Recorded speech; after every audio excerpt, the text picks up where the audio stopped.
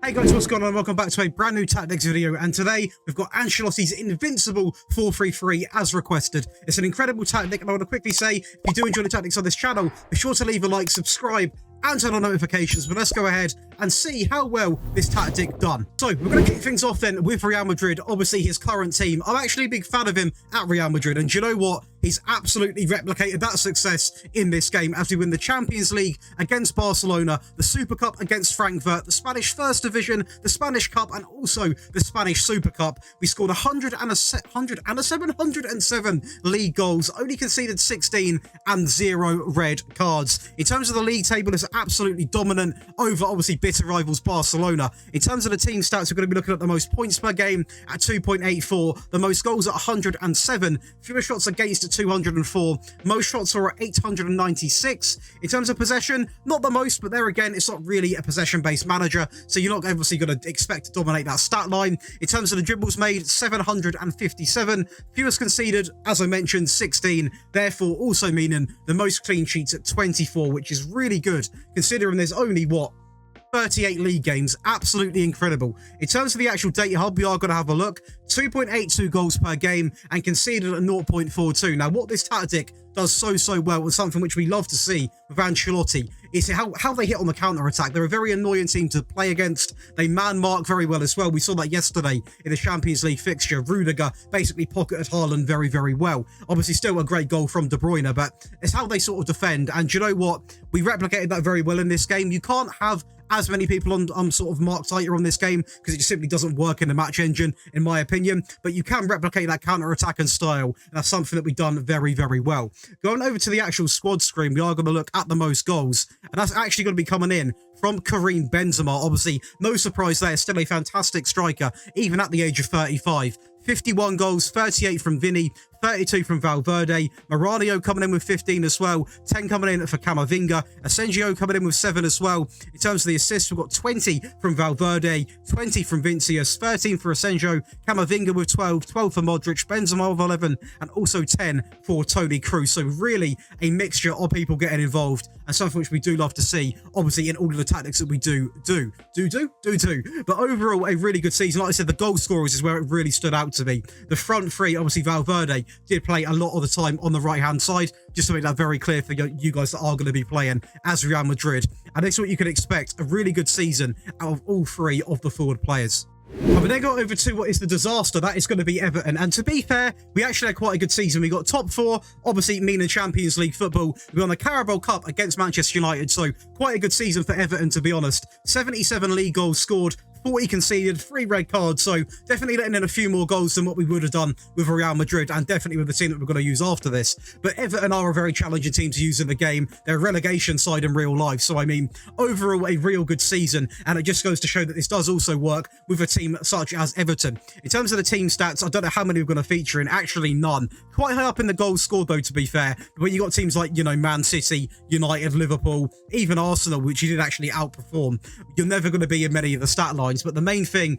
being obviously this one, I don't know why this keeps resetting. This one here is going to be the top 4 placement, something which is really good to see. In terms of the data hub, we are going to look. I'm very impressed with these stat lines, actually, just over a goal a game, which is very surprising with Everton, because they've got a shocking back line, a shocking keeper, really poor in the game as well. And actually to be scoring over 2 goals, which is just under double what we are going to be conceding, is really impressive, and hence why we got so far as we did in the Premier League and also in the Cup, obviously winning the final. In terms of the squad, we are going to go and have a look. It's going to be one man carrying majority of the load here, and that is going to be Calvert-Lewin with 53 goals. A really good striker, to be fair to him. Give him his dues in this game, and it drops down to like 988. So again, it is going to be a very similar pattern. The wingers are getting involved, but obviously with significantly less amounts of goals, because we are a severe underdog in this division. But you still can obviously do really good things with Everton.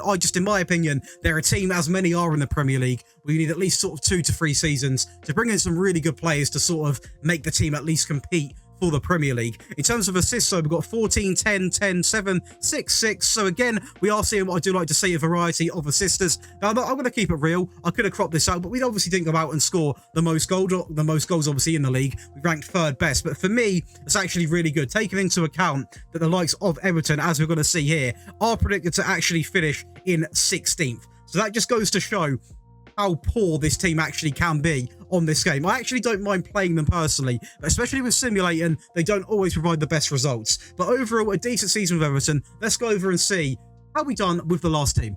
I tell you what, we're going to watch some of the goals because this reminds me of the game that we saw obviously at the weekend. That is going to be Everton getting off to a really good start against Brighton, as we did pick up a very poor pass there into Garner, into Calvert-Lewin, into Dwight McNeil. The link-up play actually looking quite strong there, sort of winning that very high up the field, something that Ancelotti does focus on doing, and then obviously just utilising it with the wide players and usually a deep line forward, which we do have in this system. As Onana plays a very good ball over the top there, into the deep line forward, into Calvert-Lewin, into that far left corner, or close left corner, should I say. And when you've got players like Onana in the midfield, Calvert-Lewin, who can obviously get them runs in behind, you're always going to have an option. So the better the players, the more goals you're going to score. As Onana tucks away, Gray tucks away a very sweet free kick on the edge there. It's going to be another set piece here, actually, as Gray gets the ball in the box into Onana, into Cody of all people. Comes off Sanchez in the end, but I will show you the stat line after this. It was a deserved win. Again, didn't have too much possession, to be honest with you. I've just seen a Aubameyang, by the way, there. Look at all these players they brought off. But in terms of shots, we absolutely smashed out the park.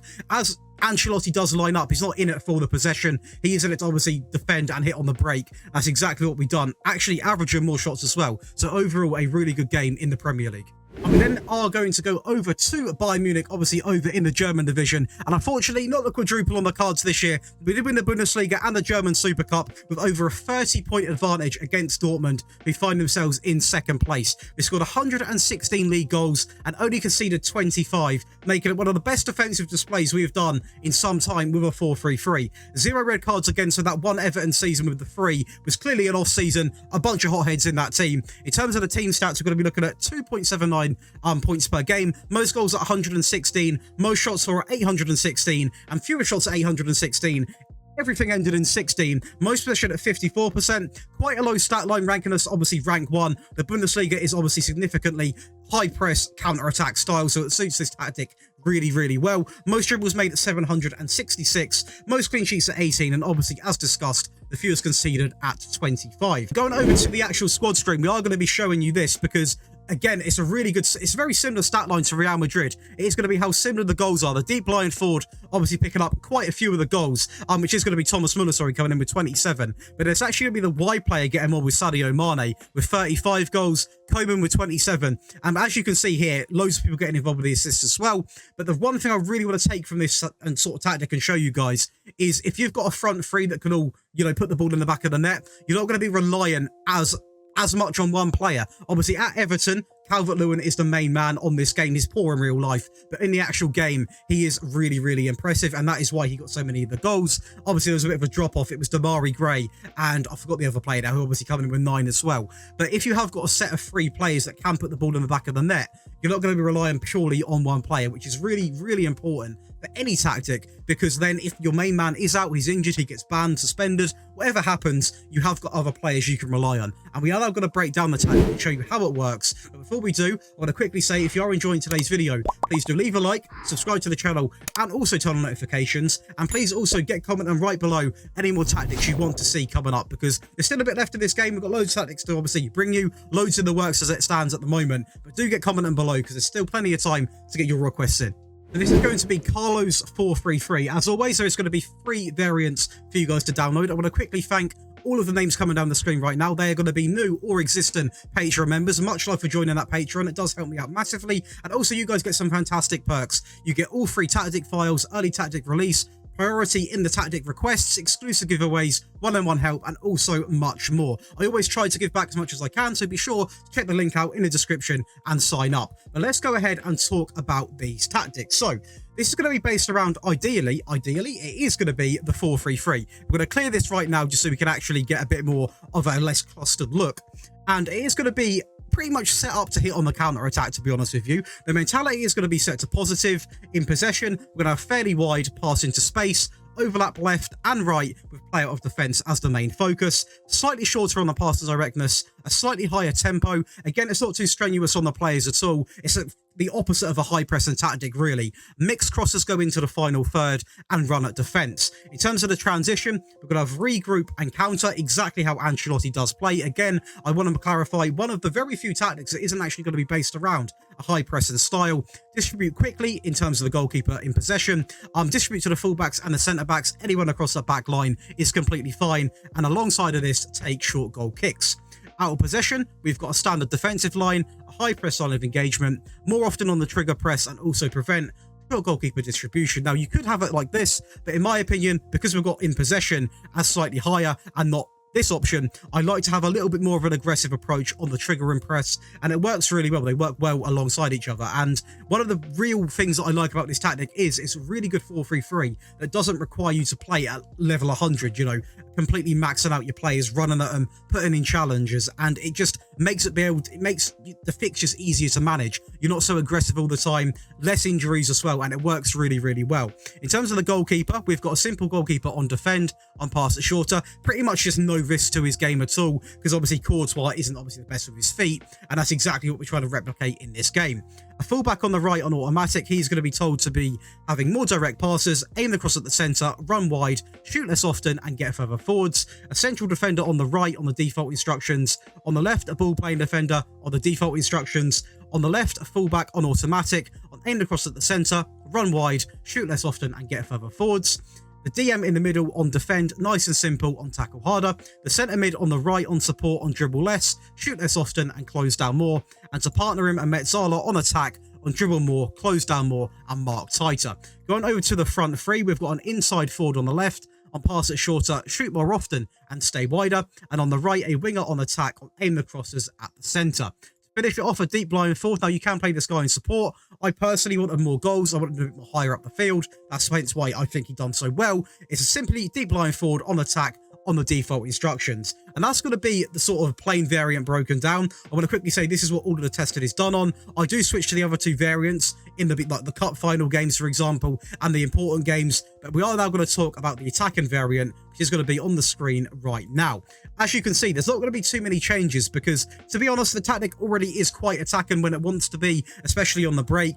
And we didn't tweak too much at all, to be honest with you. The one thing that we did change, as you can see right now, is only going to be in terms of the player role, it's going to be this Metzala. Everything else stays the same. This Metzala does get changed, obviously, from a centre mid, support to a Metzala on attack, on dribble less, shoot less often, and also close down more. Because there's not too many player instruction changes, we then opted to have a mentality change, an attacker mentality, because it just pushes us a little bit more going forward, chasing the game, chasing the goals. In possession, we actually opted to have been more expressive on, just because if we are really desperate for a goal, we do want to be a bit more expressive, not, you know, as disciplined in terms of, you know, how we win the ball back and how we break. So just let the players fly, let them do their thing. And in transition, we're going to simply have exactly the same, because again, we already had distribute quickly on. We don't need to, we can't really opt that anymore. But the one thing we did change is going to be the higher defensive line. Push your team higher up. Again, this is a risky way to play sometimes because you can get caught out with a ball over the top, obviously exploiting the back line. But you are going to put a lot of pressure on their team. You can see how many players are going to be in their half. Pretty much going to be, it's going to be 5 at least, verging on the 6th mark. So when we counter-attack, there's going to be several players already there to hit on the break, and it's really hard to defend. And talking about defending variants, here we are. There's going to be a few changes coming in right now. The main one is going to be, a lot of them do just simply drop to support. If you look at the first one again, they are exactly going to be the same roles, but they are going to drop down to supportive roles. So we're going to have the deep line forward on the default, the inside forward on pass it shorter, shoot more often, and stay wider. On the right-hand side, the winger on support, on aim across at the centre. The centre mid comes back to support as well. The Metzala even comes back to a supportive role. And that's to simply just not overcommit players, have them a little bit more deeper. So even when we do win the ball back, we can still counter-attack, but we're not going to be as far pushed up, so they can't sort of counter our counter, if that makes sense. Positive mentality, in possession, fairly wide pass into space, still with the overlap left and the right, play out of defence, time wasting set all the way to the right, because this is the variant you switch to if you're really trying to defend a game out. I wouldn't recommend going into games like this. Just switch to it in the last 10-15 minutes if you're desperate to seal a game out. Again, these two stay the same. Still run at defence because we still want to have that counter-attack and threat, and also mixed crosses. In transition, regroup, counter, slow pace down, and distribute to the fullbacks and also the centre-backs. with take short goal kicks. And out of possession, we've gone with the lower defensive line, the high press and line of engagement more often, and also to prevent short goalkeeper distribution. And that is going to be all three of Carlo's 4-3-3 variants broken down. Again, you can download all three if you're a Patreon member. If not, you can obviously download this one from the FM Scout website and copy the other two. That's why I do go over all three variants. So that's why the videos are typically longer now, because I don't want to make it exclusively just for Patreon members, so the fact where you can't copy them, because I wouldn't feel right doing that to you guys. But again, if you want to check it out, the link is going to be in the description. If you have enjoyed today's video, please do leave a like, subscribe to the channel. I'll see you boys on Saturday for another tactic.